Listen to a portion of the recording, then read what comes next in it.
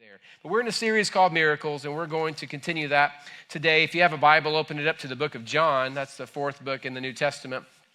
I want to give you a 60-second catch-up if you were not here the last couple of weeks. We started the series with miracles and took a look at the purpose for miracles. And Jesus was pretty clear in his teaching, and we have some clarity as well in how John talked about it and other writers of those four Gospels as well, saying that the purpose of miracles was to lead us to believe more than anything else. It's not just to make life better, it was to lead us to believe. Now, we often miss this because when we want God to do a miracle, we're just looking for something good. We're not looking for God. We just want God to fix a thing, give us a good thing. And at times we miss out on the real purpose of the miracle, which is belief. The reason we don't see more miracles than we do, the reason it's a little more uncommon than perhaps it seems like it was in the New Testament time, is perhaps in part because of our lack of faith. We looked last week at how Jesus did not do many miracles in particular places, he said, because of their lack of faith. So if that's the case, and we believe with all of our heart, and we believe God can, and we're trusting that he will, why are there still some mountains in our lives that remain unmoved? Why are there still some waters that remain unparted? Why are we still waiting on the miracle? If we trust, we believe, we're doing all the right things, what are we doing wrong? Why don't we see that happen in our own lives?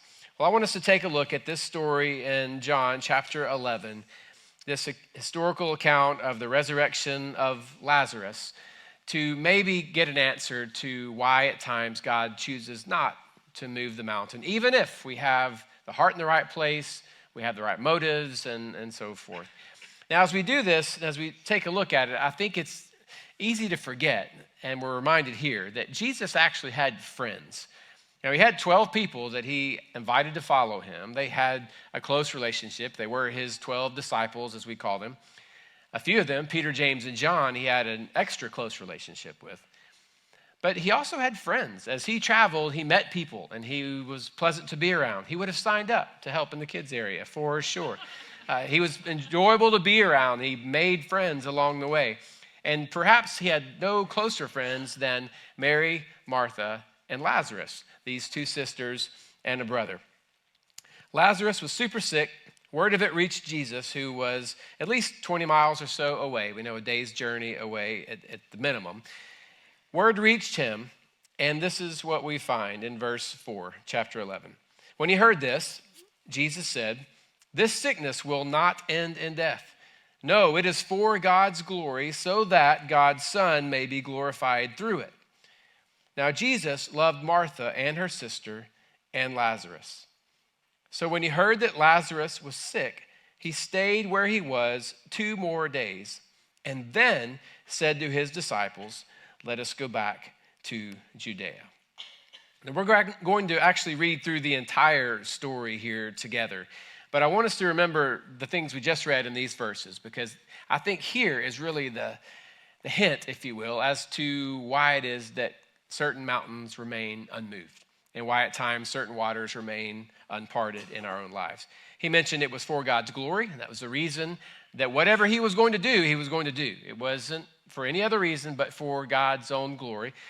We also find here that Jesus loved Martha and Lazarus and Mary. When John really didn't have to say that. We could have easily read verse 4 and then skipped to 6. But right in the middle there, verse 5, he said, "And Jesus loved this family." And we're going to go back to that in a moment. And then it also says he stayed where he was 2 more days and then made the decision the time was right to move on. And I think perhaps in those 4 verses, we find the reason and the answer, but I want us to stay in this together and try to grasp the entire picture. So after being reminded that the last time he was in Jerusalem, people tried to kill him, the disciples were quick to say, "We don't need to go to Bethany right now where they live to see Lazarus, because if we do, we might be killed." They knew that last time they were there, people tried to stone Jesus, throwing rocks at him, and they barely escaped with their lives, and they were afraid to go back. Well, Jesus speaks then in verse 11 and says, "Our friend Lazarus has fallen asleep, but I am going there to wake him up." His disciples replied, "Lord, if he sleeps, he will get better." Jesus had been speaking of his death, but his disciples thought he meant natural sleep. If you have a friend that never seems to get it, that is, everything is literal and they just can't ever read between the lines and everything has to be explained and put out very literally, Jesus had 12 of those. So that's where we are there. Verse 14, it says, "So then he told them plainly, Lazarus is dead. And for your sake, I am glad that I was not there so that you may believe, but let us go to him." And then Thomas, also known as Didymus, said to the rest of the disciples, "Let us also go, that we'll die with him." So this is a really odd conversation that Jesus is having with his followers. They don't grasp it. They think he's sick, has the flu. And they're thinking, well, if he sleeps, it'll be better for him. Why would we bother him and wake him up? Let him sleep it off. And Jesus had to literally say, like, Lazarus is dead. You don't understand. Oh, he's dead. And then Thomas says, well, let's just all go and die then, because apparently that's what we're doing today. We're just all going to go and be apart because they tried to kill you the last time. We go back to Bethany, which is 2 miles from Jerusalem. We're going to die again. We're going to die here. We're going to face the same trouble again that we faced last time. So they're not grasping anything that's going on.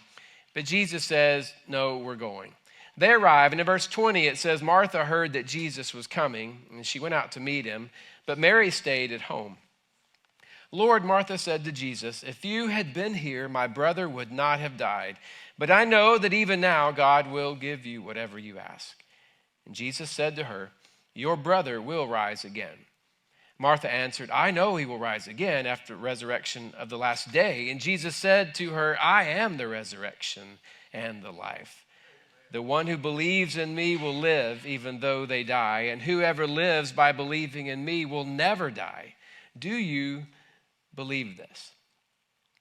It's unclear if Martha was asking for a miracle or just reaffirming trust in Jesus.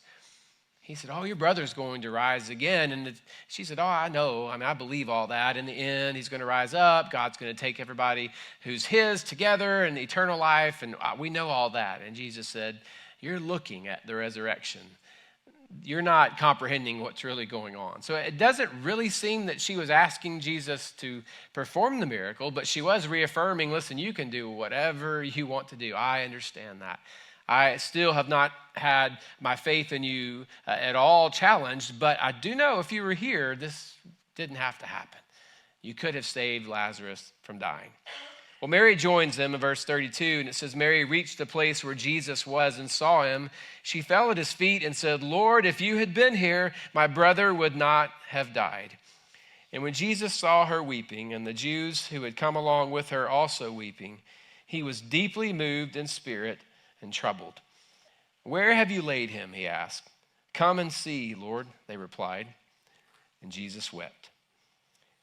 Then the Jews said, "See how he loved him." But some of them said, "Could not he who opened the eyes of the blind man have kept this man from dying?" So Mary reiterates the same thing that Martha had said. If you'd been here, our brother would not have died. And as it's going on, they begin to move towards the grave, towards the tomb. And people are congregating, and there's a lot of crying. And we find Jesus, at some point, it just hits him. And it says he wept. Now, as a child, I remember hearing that verse, and it was the little trivia thing for the kids in Sunday school. What's the shortest verse in the Bible? Jesus wept. And so we kind of laugh about it, and it never really meant much to me. And I'll be honest, I don't use this terminology. I don't use weeping. If I've been up emotional about something, and Christy comes in and says, "Are you okay?" I don't say, "Yes, I wept." Like, that's just not a... It's not a thing I say. I don't use that word. And so when I read it, I think I envision like a tear, like, kind of sad, a tear. But this word is really important in a way, in the sense that a real understanding of this particular word, weeping, for these people, it was a physical groaning. It was an overwhelming physical, like when you're at a funeral home, you're at a memorial, and it just gets really uncomfortable with heavy, visible crying. That's what was happening here. And Jesus, for a few days, I guess, had kept it together. He's talking with his disciples. He finally gets to that place, and all the crying begins. And then they move towards the tomb, and it just hits him. And he starts to cry. So this is more than just, I'm sad for you. I hate that. This is heavy. And even though I am Jesus, I am the Son of God, I'm God in the flesh, I am feeling this as well. And in verse 38, it says, Jesus, once more deeply moved, came to the tomb. It was a cave with a stone laid across the entrance. Take away the stone, he said. But Lord, said Martha, the sister of the dead man, by this time there is a bad odor, for he has been there 4 days. Then Jesus said, did I not tell you that if you believe, you will see the glory of God? So they took away the stone, and then Jesus looked up and said, Father, I thank you that you have heard me. I knew that you always hear me, but I said this for the benefit of the people standing here, that they may believe that you sent me. When he had said this, Jesus called in a loud voice, Lazarus, come out. The dead man came out, and his hands and feet wrapped in strips of linen and a cloth around his face. Jesus said to them, take off the grave clothes and let him go. Therefore, many of the Jews who had come to visit Mary and had seen what Jesus did believed in him. From that day forward, for those people that were there, the question was never, could he? The question moving forward was just, would he? And for most of us in this place, you're at a spot in your life where the question is not, can he? It's, will he? You believe. That's why many of you are here. You have a lot of questions. Maybe you're even new to your faith, but you are saying, okay, I believe that there is a God who created everything. I believe there's a God who came for me, loved me enough, sent his son Jesus for me. I get that. It's not that I don't believe he can. I just don't know if he will. That's the question. Will he move the mountain in front of me? Will he part the waters that are in front of me? Will he fix the situation? Will he move in a way that's improbable and practical and what those around me are telling me is impossible? I know he can, but will he? Well, I do want to say that reducing God to a formula or trying to reduce faith to an equation is a dangerous game to play. And if we try to figure out God, then you know what we as humans do once we figure something out. The next step is to manipulate it. That's what we always do. If I can understand this, then I could do this with it. If I could just grasp this, then I could do this. When we understand and we think we have something, we immediately begin to manipulate it. And we need to be very careful that we don't take an understanding of God and turn it into a way to manipulate him just to do what we want him to do. One, God won't be played. He's not going to fall for that. But two, it's a very unhealthy and difficult relationship to try to have with God when you're trying to manipulate him without him knowing, and he actually knows. It's a lot of drama there. And that's not where we want to be. So I'm not trying to say that we can figure this out, and if we do this, then this is going to happen. But I do believe there is some understanding that we can grasp here as to why God chooses to move some mountains and not others. I mentioned verses 4 through 7 being important, and I want to go back and let us look at those one more time. Verse 4 said, when he heard about Lazarus' sickness, Jesus said, this sickness will not end in death. No, it is for God's glory, so that God's Son may be glorified through it. Note that right there wasn't anything where Jesus said, these women don't deserve to lose their brother, or this world needs Lazarus, or we would be better off with him. It was just this, what I'm about to do is going to be for God's glory, as God glorifies his Son. That was the purpose that we talked about earlier a few weeks ago, the purpose of miracles. But then we also read, now Jesus loved Martha and her sister and Lazarus. Critical.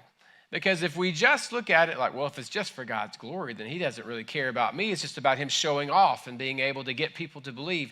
Not the case at all.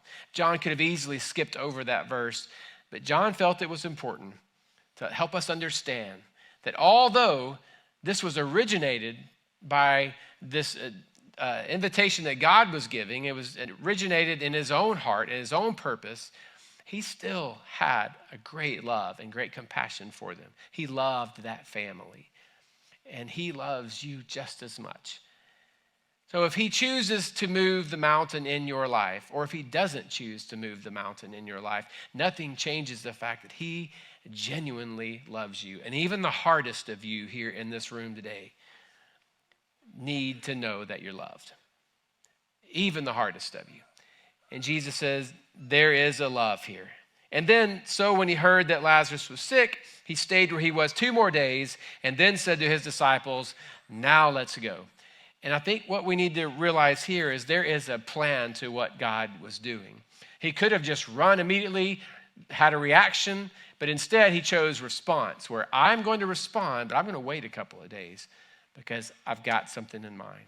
I'm doing something here. So let me give you a working definition of miracles to take home with you today, to think on, to pray about, to consider, to chew on, or to do like my own kids and just take it by blind faith that it's real. But I'm going to give you a definition to work with. Miracles are mercy-inspired invitations to believe that have been wrapped in a plan. I know that it doesn't roll off your tongue. They don't all start with the same letter or rhyme. I get that. I was looking all week going, this is really awkward, but this is really true. Miracles are mercy-inspired invitations to believe that have been wrapped in a plan. They're mercy-inspired. They're undeserved. Lazarus received the miracle. His family received the miracle. But it was simply an undeserved gift that God gave. And if God chooses to move the mountain in your life, it will not be because he is so impressed with your morality. It will be because he chose to show you mercy, or chose to show me mercy, or chose to shower us with that. Mercy inspired. They're also invitations to believe. We cannot forget the real purpose of why God does the indescribable, unexplainable things around us. It ultimately will lead to believe. So when I'm standing in the parking lot after my debit card's been declined and saying, I believe in the power of Jesus, and that, oh Lord, you've parted the seas, you can put $500 more in there, why do that?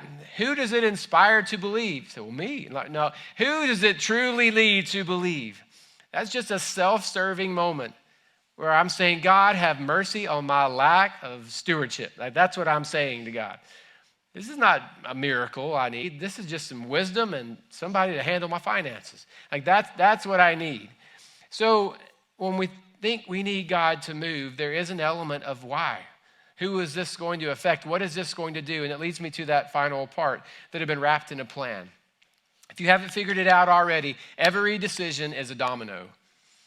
And if you have a teenager sitting next to you, this is the time to elbow, to pinch, to pull. Every decision you make is a domino.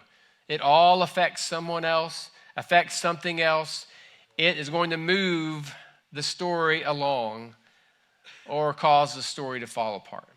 Every decision is a domino. And every move that God makes ultimately is going to work to further his story. And there will be times when he's going to move a mountain because he has got a plan in place. He looked at his disciples and said, we're going to wake Lazarus up.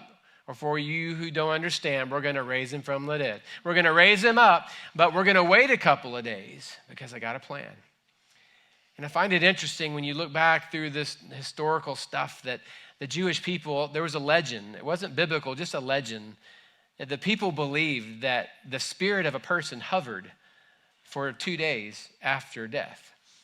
And I don't know that that was in Jesus' mind at all. But he waited a couple of days. Like he's dead. And I don't know that it was on God's mind, on his heart, when 3 days later he raised up his own son. But oftentimes God will do the thing just to say, listen, make no mistake, this is me. Make no mistake, do not confuse this. This was my work. God has a plan with this. God is doing something, and he's doing it with purpose. Now, don't let this discourage you from praying for your miracle. I do it every day. Every day as I'm praying for that normal stuff, Lord, forgive me for my sins, as I forgive those who've sinned against me. Lord, give me my daily bread. As I am, in my own words, praying those same things, I also make sure that I pray for something that I can't do on my own, because I want to see God move in a special way. But in those moments that he doesn't choose to move the mountain that I've asked him to move, I often go back to this story. And you guys know my mind's a little twisted. And I wonder if there was any part of Lazarus. I mean, he's gone. He's in the presence of God. I don't understand all that happens when you die. I've never died, but I know that God takes care of us. We're in his presence. I understand that. This was prior to the resurrection of Jesus, so there's some theology there, but I know God's got us covered. I wonder if there was any part of Lazarus that when Jesus said, Lazarus, come forth, if he thought, are you kidding me? Who did this? Like, I was finally at peace. I was finally in the presence of God, and you bring me back. What are you doing? I wonder if Jesus kind of pointed to Mary and Martha, like, well, they called me. I know that didn't happen, but it just makes me wonder, like, was there any part of him going, oh, great, now I got to go back to work. Now I got to go pay bills. Now I got to stress again. Now I've got to work through anxiety. Now I got to do that and that. Listen, there is no follower of Jesus that has ever lived and died that wants you to bring them back. I promise you that. They do not want to come back to this.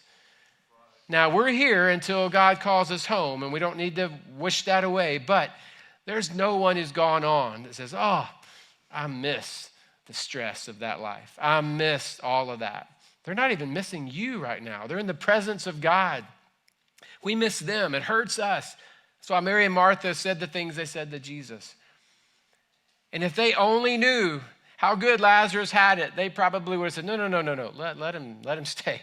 Like, he doesn't need to come back to this. And Jesus had a plan with that. And so we just rest. We say, God, I know you can, and I hope that you will. And in the name of Jesus and in his power, I'm asking that you would move this mountain. That you would move this mountain to lead other people to believe, to change the course of history here, to do an amazing thing I want. But if you don't, as we've all heard before, and as I've said many times, if you don't, if your hand does not go with me here, I will still trust your heart.